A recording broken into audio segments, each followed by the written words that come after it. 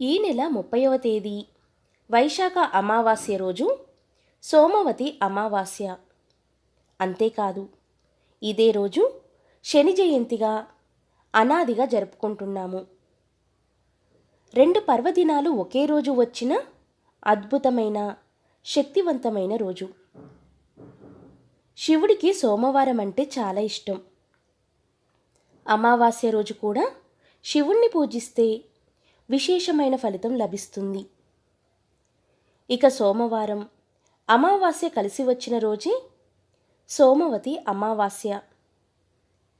శివారాధనకి ఇది ఎంతో విశిష్టమైన రోజు. మరి సోమవతి అమావాస్య వెనుక ఉన్న పురాణ వివరణ గురించి ఇప్పుడు మనం తెలుసుకుందాం. తన అల్లుడైన శివుణ్ణి అవమానించేందుకే దక్షుడు దక్షయజ్ఞాన్ని తలపెట్టాడు. అక్కడ తనకి చోటు లేదని శివుడు వాదిస్తున్నా వినకుండా శివుడి భార్య సతీదేవి ఆ యజ్ఞానికి వెళ్ళింది. సతీదేవి తన కుమార్తె అనే ఆలోచన కూడా లేకుండా దక్షుడు ఆమెను కూడా అవమానించాడు. తన భర్తను అందరి ముందు తిట్టినందుకు సతీదేవి అవమానాన్ని భరించలేక తనను తాను దహించి వేసుకుంది. సతీదేవి మరణం గురించి విన్న శివుడు ఎంతో ఆగ్రహించి తన వెంట్రుకతో వీరభద్రుణ్ణి సృష్టించాడు. ప్రమదగణాలతో పాటు ఆ వీరభద్రుడు దక్షుడి మీద దాడి చేశాడు. వీరభద్రుడు దక్షుడి తలను నరికివేశాడు. అక్కడ యజ్ఞానికి వచ్చిన వారందరినీ చితకబాదాడు. శివగణాల చేతిలో చావు దెబ్బలు తిన్న వారిలో చంద్రుడు కూడా ఉన్నాడు. చంద్రుడు శివుడికి సాక్షాత్తు తోడల్లుడు. శివుణ్ణి అవమానించే కార్యక్రమంలో పాల్గొన్నందుకు చంద్రుడు చావు దెబ్బలు తిన్నాడు. నిలువెల్లా గాయాలతో నిండిన చంద్రుడు వాటి బాధలను తట్టుకోలేక తనకు ఉపశమనం కలిగించమంటూ వెళ్ళి పరమేశ్వరుణ్ణి వేడుకున్నాడు. చంద్రుడి బాధను చూసిన బోలాశంకరుడి మనసు కరిగిపోయింది. దానికి ఆ మహాశివుడు చంద్రుడితో ఇలా చెప్పాడు: రాబోయే సోమవారం అమావాస్య తిథి కలిసి వచ్చిన రోజు, సోమవతి అమావాస్య. కాబట్టి ఆ రోజు నాకు అభిషేకం చేస్తే నీకు అన్ని బాధలు పోయి నీవు ఆరోగ్యవంతుడివి అవుతావని అభయమిచ్చాడు. ఆ విధంగా చంద్రుడు సోమవతి అమావాస్య రోజు శివుడికి అభిషేకం చేసి తన బాధల నుండి విముక్తుడయ్యాడు. అప్పటి నుండి సోమవతి అమావాస్య వాడుకలోకి వచ్చింది. సోమవతి అమావాస్య రోజు ఇంట్లో పూజాపీఠం మీద పసుపుతో ఒక త్రికోణాన్ని గీయాలి. అంటే ట్రయాంగిల్ గీయాలి. ఆ త్రికోణం మధ్యలో లక్ష్మీదేవిని ఉంచాలి. లక్ష్మీదేవికి 5 ఉపచారాలు చేయాలి. ఆ 5 ఉపచారాలు ఏంటంటే గంధం, పుష్పం, దీపం, ధూపం, నైవేద్యం. ఈ 5 ఉపచారాలు చేయాలి. అంటే లక్ష్మీదేవికి గంధం బొట్లు పెట్టాలి. లక్ష్మీదేవి దగ్గర పూలను ఉంచాలి. ఏ పుష్పాలైనా ఉంచొచ్చు. అలానే లక్ష్మీదేవి ఫోటోకి ధూపం వేయాలి. అలాగే లక్ష్మీదేవి దగ్గర ఆవు నెయ్యితో దీపం వెలిగించాలి. ఒక ప్రమిదలో 3 ఒత్తులు విడివిడిగా వేసి ఆవు నెయ్యి పోసి దీపాన్ని వెలిగించాలి. ఇక లక్ష్మీదేవికి బెల్లం ముక్కను నైవేద్యంగా పెట్టాలి. ఇలా సోమవతి అమావాస్య రోజు లక్ష్మీదేవికి పంచోపచార పూజ చేస్తే మీకు జీవితంలో దశ తిరిగి అదృష్టం పడుతుంది. సోమవతి అమావాస్య రోజు గోవుకు 5 రకాల పండ్లు తినిపించాలి. 5 రకాల పండ్లు లభించకపోతే 5 అరటి పండ్లను తినిపించాలి. ఇలా అత్యంత శక్తివంతమైన ఈ రోజు చేస్తే ముక్కోటి దేవతలు దీవించి సకల ఐశ్వర్యాలు కలిగేలా దేవతలందరూ దీవిస్తారు. ఇలా ఈరోజు చేస్తే మీకు జీవితంలో దశ తిరిగి అదృష్టం పడుతుంది. అమావాస్య అంటే లక్ష్మీదేవికి ఎంతో ఇష్టం. ఈరోజు ఎవరైతే లక్ష్మీదేవి ఆరాధన చేస్తారో వారికి అఖండ లక్ష్మీ కటాక్షం కలుగుతుంది. చాలామంది అమావాస్యను అశుభ సూచకంగా భావించి ఎటువంటి పనులు చెయ్యరు. కానీ అమావాస్య తిథి రోజు ఏవైనా కొత్త పనులు మొదలుపెట్టడం చాలా మంచిది. అమావాస్య, పౌర్ణమి, శూన్యతిథులు ఇలాంటి శూన్యతిథులలో విశేషమైన అతీంద్రియ శక్తులు ఉంటాయి. ఆ తిథులు చాలా పరమ పవిత్రమైన తిథులుగా మన పురాణాలలో వివరించడం జరిగింది. ఈరోజు లక్ష్మీదేవిని పూజించడం వలన భర్త ఆయురారోగ్యాలతో జీవిస్తాడు. మహాభారతంలో కూడా పాండవులు ఏ పని మొదలుపెట్టినా అమావాస్య రోజే మొదలుపెట్టేవారు. అలా మొదలుపెట్టి అనేక విజయాలు సాధించారు. అమావాస్య తిథిని అత్యంత పవిత్ర తిథిగా వారు భావించేవారు. ఇక ఉత్తరాది రాష్ట్రాలలో తమిళనాడులో అమావాస్య రోజు కోసం ఎదురుచూసి కొత్త పనులు మొదలు పెడతారు. అమావాస్య దైవారాధనకు మంచి రోజు. ఈరోజు లక్ష్మీదేవిని ఆరాధించడంతో పాటు ఆ మహాశివయ్యను ఆరాధించడం, విష్ణుమూర్తిని ఆరాధించడం, శనిదేవుణ్ణి ఆరాధించడం, ఆంజనేయ స్వామిని ఆరాధించడం అనాదిగా వస్తుంది. ఎవరైతే అమావాస్య రోజు మహాశివయ్యను భక్తి శ్రద్ధలతో ఆరాధిస్తారో అదృష్టం, సిరి సంపదలు, అఖండ ఐశ్వర్యాన్ని ఆ మహాశివుడు కలిగిస్తాడు. అనుకున్న కార్యాలు సిద్ధించాలి అంటే అమావాస్య రోజు ఆంజనేయ స్వామిని ఆరాధించాలి. ఇలా ఈరోజు ఆంజనేయ స్వామిని ఆరాధిస్తే సకల సంపదలతో పాటు అనుకున్న కార్యాలు త్వరగా సిద్ధిస్తాయి. ఈరోజు వీలైతే ఆంజనేయ స్వామి ఆలయాన్ని దర్శించి 18 ప్రదక్షిణలు చేసి ఆవు నెయ్యితో ఆంజనేయ స్వామికి దీపం వెలిగిస్తే సకల సంపదలు కలిగి అనుకున్న పనులు నెరవేరుతాయి. అదేవిధంగా పెళ్ళి ఆలస్యం అయ్యేవారికి తొందరగా పెళ్ళి అవుతుంది. ప్రతి ఒక్కరూ ఇంట్లో ఆంజనేయ స్వామి ముందు ఆవు నెయ్యితో దీపం వెలిగించి ఆంజనేయ స్వామిని భక్తి శ్రద్ధలతో ఆరాధిస్తే అనుకున్న కార్యాలు సిద్ధిస్తాయి. ఇక ఈ వైశాఖ అమావాస్య రోజు విష్ణుమూర్తిని భక్తి శ్రద్ధలతో ఆరాధించే వారికి ఆర్థిక ఇబ్బందులు తొలగి ఆయురారోగ్యాలు కలుగుతాయి. అదేవిధంగా అమావాస్య రోజు అంటే లక్ష్మీదేవికి అత్యంత ఇష్టమైన రోజు. కావున ఈరోజు లక్ష్మీదేవిని ఇంట్లో ఆరాధించి ఈరోజు ఈ మంత్రాన్ని ఉదయం 5 సార్లు, మధ్యాహ్నం 5 సార్లు, రాత్రి పడుకునే ముందు 5 సార్లు నియమంగా జపిస్తే లక్ష్మీదేవి అనుగ్రహం పొంది సిరి సంపదలు కలుగుతాయి, ఐశ్వర్యవంతులు అవుతారు. ఆ మంత్రం ఏంటంటే ఓం లక్ష్మీ నమః అనే ఈ మంత్రాన్ని రోజులో ఉదయం, మధ్యాహ్నం, రాత్రి పడుకునే ముందు 5 సార్లు జపించడం వలన మనకు సకల ఐశ్వర్యాలు కలిగేలా లక్ష్మీదేవి దీవిస్తుంది. ఇక వైశాఖ అమావాస్య ఎంతో పవిత్రమైన తిథి. ఈరోజు పొరపాటున కూడా ఈ పనులు చేయకూడదు. ఎంతో శక్తివంతమైన ఈ అమావాస్య రోజు సూర్యోదయం అయ్యే వరకు నిద్రపోవడం దరిద్రాన్ని కలిగిస్తుంది. ఈరోజు సూర్యోదయానికి పూర్వమే నిద్ర లేవాలి. ఇక ఈరోజు తలస్నానం ప్రతి ఒక్కరూ చేయాలి. చేయకపోతే అది దరిద్రానికి మూలమవుతుంది. ఇక ఈరోజు రాత్రి భోజనం చేయడం దరిద్రాన్ని కలిగిస్తుంది.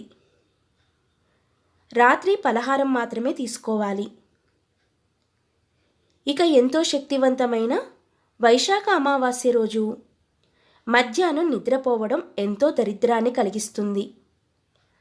కాబట్టి ఈరోజు మధ్యాహ్నం అస్సలు నిద్రపోకూడదు. ఇక ఈరోజు గడ్డం గీసుకోవడం, జుట్టు కత్తిరించుకోవడం, గోర్లు కత్తిరించుకోవడం ఇలాంటి పనుల వలన ఇంట్లోకి దరిద్రదేవత వస్తుంది. ఈ పనులు వైశాఖ అమావాస్య రోజు అస్సలు చేయకూడదు. అదేవిధంగా ఈరోజు ఉదయం 5 గంటల నుండి 6 గంటల మధ్య, సాయంత్రం 5 గంటల నుండి 6 గంటల మధ్య తలకు నూనె రాసుకోవడం దరిద్రాన్ని కలిగిస్తుంది. ఇక ఈరోజు ఎట్టి పరిస్థితులలో కూడా మద్యం తాగకూడదు, మాంసాహారం తినకూడదు. ఈరోజు మద్యం తాగి మాంసాహారం తింటే లక్ష్మీదేవి ఆగ్రహిస్తుంది, ఆ ఇంట్లో నుండి వెళ్ళిపోతుంది. వైశాఖ అమావాస్య అంటే పితృదేవతలకు ఎంతో ఇష్టమైన రోజు. ఈరోజు మధ్యాహ్నం సరిగ్గా 12 గంటలకు మీ ఇంట్లో చనిపోయిన వారు మీ ఇంటి గుమ్మం వద్దకు వచ్చి ఏమైనా పెడతారా అని చూస్తారు. ఇది ఎంతో శక్తివంతమైన రోజు. ఈరోజు ఎవరైనా సరే ఇంటి యజమాని దక్షిణ దిక్కుకు తిరిగి నల్ల నువ్వులను నీళ్ళల్లో వేసి ఆ నల్ల నువ్వుల నీళ్ళతో పితృదేవతలను స్మరించుకుంటూ తర్పణం ఇవ్వాలి. ఇలా ఇస్తే పితృదేవతలు ఉన్నత లోకాలకు వెళ్తారు. నరకంలో ఉన్న పితృదేవతలు స్వర్గానికి వెళ్తారు. మీకు ఉన్న పితృదోషాలన్నీ తొలగిపోతాయి.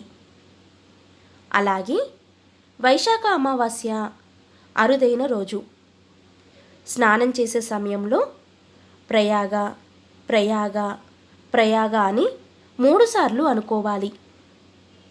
ఇలా 3 సార్లు అనుకుంటూ స్నానం చేస్తే ప్రయాగలో స్నానం చేసినంతటి పుణ్యం కలుగుతుంది. దానివలన సంవత్సరం మొత్తం కూడా మీకున్నటువంటి అన్ని బాధలు తొలగిపోయి జాతక దోషాలు తొలగి సకల శుభాలు కలుగుతాయి. ఇక ఇలా స్నానం చేసే సందర్భంలో స్నానం చేసే నీటిలో నల్ల నువ్వులైనా రాళ్ళ ఉప్పైనా ఈ రెండింటిలో ఏదో ఒకటి నీటిలో వేసుకొని స్నానం చేస్తే అన్ని శని బాధలు తొలగి పట్టిందల్లా బంగారమే అవుతుంది. ఇలాంటి అరుదైన రోజు ఉదయం సాయంత్రం ఇలా స్నానం చేస్తే మన ఒంటికి నూతన శక్తి వస్తుంది. అన్ని రకాల వ్యాధులు నయమవుతాయి. మానసిక ధైర్యం వస్తుంది.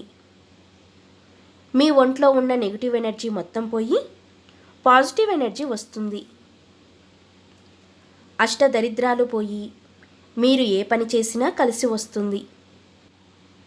చాలామంది మనోవ్యాధులతో బాధపడుతూ ఉంటారు. అలాంటి వారు ఈరోజు ఇలా స్నానం చేస్తే వారి మనోవ్యాధులు నయమవుతాయి. అలాంటి వారు జీవితంలో ఎదుగుతారు. మీ శరీరానికి తెలియని దైవిక శక్తులు వస్తాయి.